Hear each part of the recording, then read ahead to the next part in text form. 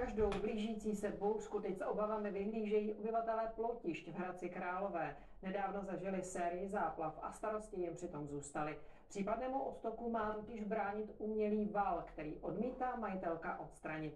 Kvůli němu se prý voda ve čtvrti drží a domácnostem hrozí další povodně. To nebyla voda, přesně.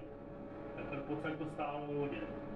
Nábytkářská firma Dudychových byla před minulém týdnu vytopena hned dvakrát. Zboží je na odpis. Příval vody v královéhradeckých Plotištích zatopil několik ulic, jenže problém nemusí být jen vlivem řádícího živlu. Místní obyvatelé tvrdí, že znají pravděpodobný důvod, proč se tu drželo tak velké množství vody. V těchto místech je totiž vystavěný hliněný val, přes který voda nedokázala přetéct do pole, a proto tu mělo zůstat po bouřkách tolik domů vytopených. Ta voda jde směrem jakoby do vesnice a tam to prostě vytopí nás i ostatní sousedy. Stane se tady takový bazén. Val zřídila před lety majitelka pozemku údajně bez povolení. O jeho zrušení nechce slyšet. Oni říkají, že kdyby to jakoby mohlo odtýct tady, tak by se jim to tam nedostalo, ta voda, že jo? Že jsou hloupí, nevědí, že voda teče z kopce.